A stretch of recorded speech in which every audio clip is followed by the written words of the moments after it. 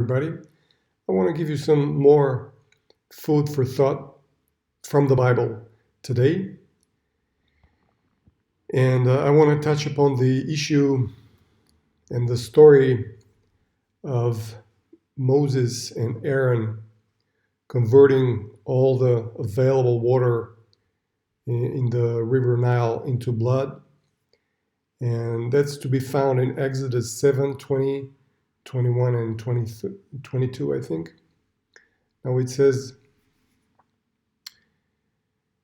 "So Moses and Aaron did even as the Lord had commanded, and he, Moses, lifted up the staff and struck the water that was in the Nile in the sight of Pharaoh and in the sight of his servants, and the water that was in the Nile was turned to blood." Verse 21, "The fish that were in the Nile died, and the Nile became foul, so that the Egyptians could not drink water from the Nile. And the blood was through all the land of Egypt." Another translation says, "The fish in the Nile died, and the river smelled so bad that the Egyptians could not drink its water. Blood was everywhere in Egypt." Another translation, "The fish in the river died, and the water became so foul that the Egyptians couldn't drink it. There was blood everywhere throughout the land of Egypt." And then it continues. Verse 22, Exodus 7, verse 22, "But the magicians of Egypt did the same with their secret arts.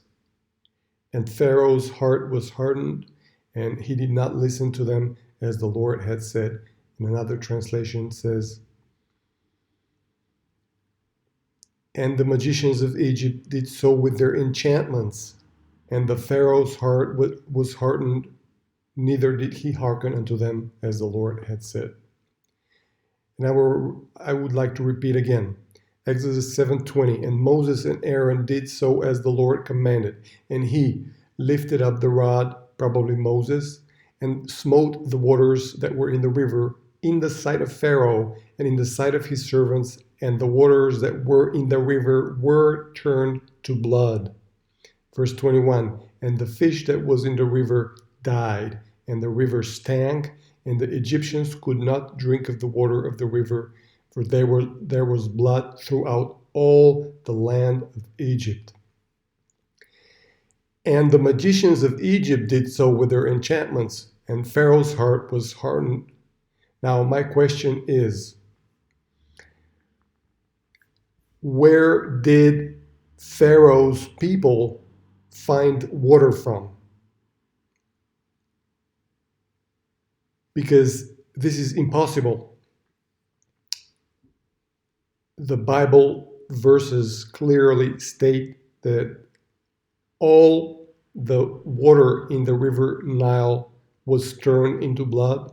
All the fish, and I would assume all living creatures and beings in the river, died as well.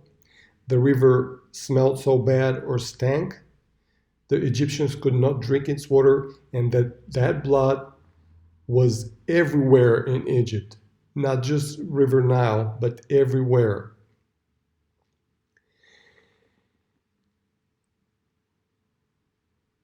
And the blood was through all the land of Egypt. Again, my question is, where and how did Pharaoh's magicians find additional water, and where did it come from? Because they had to find so much water as I would assume the amount would be like a second river Nile. Like there should have been at least as much water as another river Nile. And Nile is the biggest river on the earth. So it's not like just 1, 2, or 3 buckets of water or a swimming pool of water.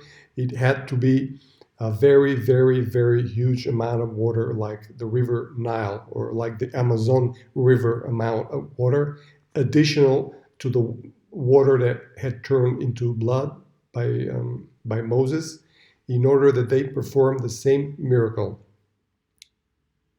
It says very clearly here that, but the magicians of Egypt did the same with their secret arts or their enchantments, as another translation states. So